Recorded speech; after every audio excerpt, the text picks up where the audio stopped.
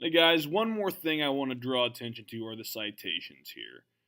Now, I know there's been some confusion about this, and that's why I want to draw attention to it. So, first thing, if you have the author's last name, that's what you put in the citation. If it's from a book, you put the page number as well. But if you have the author's last name, that's what goes in the citation.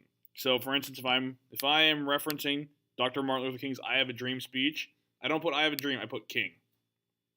Now, it'll get a little bit more complex if we have multiple works from the same author, as you see, but that's the one thing to remember. So, for example, Avalon Zappo, I cite him. You'll see in here that in my citation, I just put Zappo.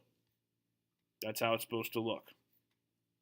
Now, some of your sources might not have an author listed, and that's fine. Some of mine don't.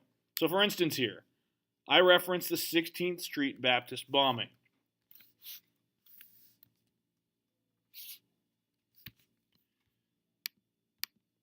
In there, I put the title of the article in quotes in my citation. Just for clarity's sake, I want you guys to realize that. Now, if you have multiple works from the same author, it's a little bit different. So see here, it doesn't just say King. It says King and then comma, the quest for peace and justice, which is, of course, the, actually notice a mistake there. I'll fix right now because it's supposed to be in quotes.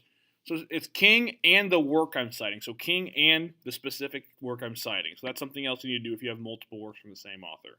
Now, one other thing to note here is what I have right here. You'll notice that looks different. That's called a block quote. Block quotes are something you might use if it's more than 3 lines. You don't just put it in a regular quote. You make it a block quote.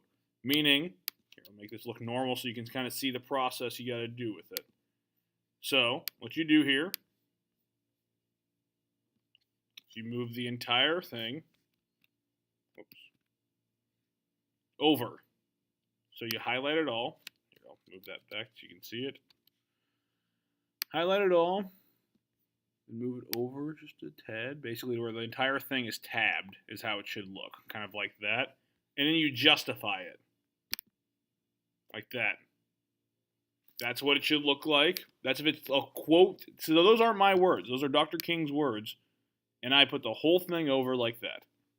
Tab it all over, move the whole thing over, and then justify it. And then it's on its own part of the paragraph, but a place that's kind of put aside to where the reader can see easily that here's a direct quote I'm taking from someone else. Okay, you might have to use a block quote in here. I use several. You'll be able to see it in the sample essay, and you might have to use block quotes going forward as well. So this is a good skill to know how to do. So just know that. You highlight the entire paragraph, the entire excerpt, the entire bit of someone else's words you're using. You tab it over, or you move it over kind of like I did with the top part. Do this one more time. So you press tab, you'll get rid of it. See? So you'll move it over like that. You can press tab. Or you can highlight it all. And you can click it over kind of like this to where it's in line. Either one works. So what I just did there, or you highlight it all, and I'll press tab, does it for me there too. That's a block quote. Make sure it's justified.